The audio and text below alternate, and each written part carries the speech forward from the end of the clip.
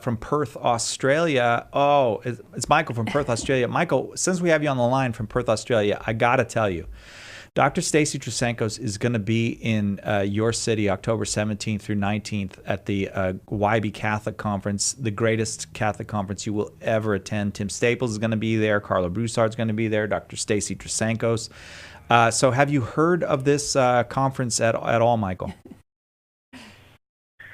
I have now. It's Michael Chung, so I'd love to. Oh, so this is actually the Michael who's organized the entire conference. Yeah. So I'm glad you've heard of it, Michael. Hi, Stacy. How are you? I'm glad they let you through. I just found out this morning too, Cy. So I better get preparing. Oh yeah, well, she's pretty good, huh? Are you glad she's coming to Australia to share the faith? Look. I think that she's opening. Dr. Stacy is opening the conference with Particles of Faith, and we're thrilled. We're thrilled. So are you packed yet, though? I'm trying to figure out how to fit my black cowboy hat into my suitcase. Just wear it on the plane. We've got a version of that down here, so don't worry. We've got you sorted. Okay, I need a black cowboy hat. She needs to get one of those black Crocodile Dundee hats. Yeah. But Michael. That's right. When we talked about Australia and the faith in Perth and all that, this idea of the faith not being compatible with reason is actually quite common there. I think it's a universal problem. I mean, I think that that Pew research that came out that only a third of Catholics actually believe in the real presence and what it actually truly means.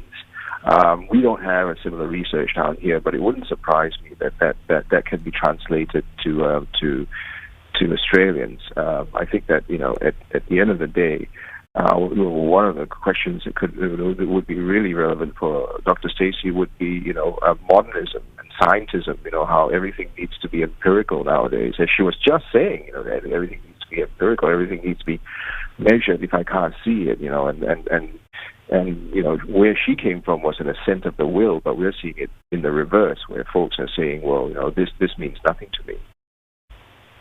Yeah. Do you want to address that? Yeah, that's the reason I talk about this. Okay, that's why I talk about the whole faith and science thing, because it has repercussions for individuals. It's keeping people away from Christ. So it was always about evangelization for me. But, I lived that, to say it again, and someday I'm going to write more about my experiences those years when I worked as a scientist and I wasn't faithful. But you can justify doing anything when you don't think anything like morality exists. Nothing matters. And I know firsthand what it feels like to live that way, because whenever I followed the logical pathway, I could see the dead end of my worldview. But B, I was too scared to face it, because if I actually let myself go there, I didn't know if I was going to be able to turn around and do the right thing. It was much easier just to keep doing what I was doing, until, I'm sure God had a lot to do with it, and my parents who were praying for me. But until I literally hit a dead end. And I remember hitting that dead end. And by dead end, I mean I had wrecked all my relationships. I pretty much did what I wanted to do, and I dared anybody to tell me I couldn't. And sometimes if people told me I couldn't, I did it anyway. Did you ever read The Brothers Karamazov? Yeah, I've read that. Yeah, you sound like a character in Brothers Karamazov. Science is everything. I can do whatever I want. Yeah, I walked like 80 miles while reading that book on Audible. Oh, yeah. So, yeah, but I've read that book, and I related to it a lot. And when I see the scientific community promoting this idea in culture that people are just atoms and molecules, let me quote something real quick. So it goes back to the Nobel laureate Francis Crick. So he was the molecular biologist who co-discovered the helical structure of DNA. Mm-hmm. So this genetic stuff comes from him. In his late in life book, The Astonishing Hypothesis, he begins it by saying this: The astonishing hypothesis is that you, your joys and your sorrows, your memories and your ambitions, your sense of personal identity and free will are in fact no more than the behavior of a vast assembly of nerve cells and their associated molecules.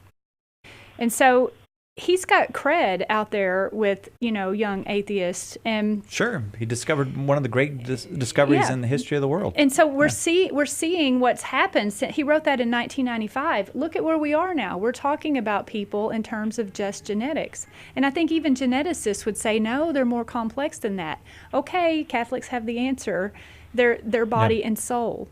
And so somehow, we've got to do more than just going on the defense when articles like this come out. We've got to, I say elbow our way in, but I do think we've got to get more aggressive. We've got to go on the offense. Right. And get ourselves at the tables where those decisions are made and just learn how to make the case. I know, I get this as being a mother. I'm not going to argue with you. I'm going to tell you how it is.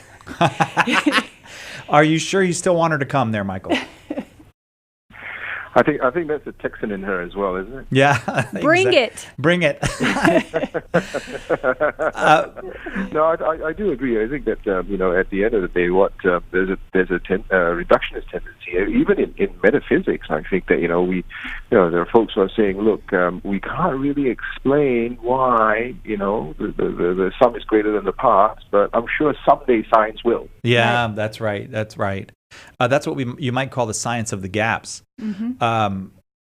Michael, I got to take a break, but I want you to give the website. We're going to be with Michael Chong. He's the organizer of the YB Catholic Conference in Perth, Australia. It's October 17th through 19th. Stacy's going to be giving 3 talks there. She's going to give a talk on particles of faith. She's going to give a talk on St. Thomas for women. She's going to give another talk on science, miracles, and the Eucharist. And that's just Stacy. That's not Tim's going to be giving talks. Carlo's going to be giving talks. We're going to be doing the radio show. Where can people go to find out more about this, Michael? That would be evangelizationaustralia.com. That's evangelization with an S, evangelizationaustralia.com. Don't forget, Cy, you're doing a talk as well. You're opening Saturday morning for us. I didn't want to drive people away, Michael. But okay, yeah, that is. I am looking forward to it. I'm really looking forward to it. I'm going to do a talk on Catholic faith versus modern confusion. Yes. We're also really looking forward to Friday with the live recording, because what folks need to know is that it's like 30 mini talks in 2 hours, because you're getting it fast and quick. Yeah, it's going to be a lot of fun. We have to take a break, however. Michael Chong, thank you very much. Evangelization Australia, that's evangelization with an S. And find out, come see us. We'll be there in a couple weeks in Perth, Australia.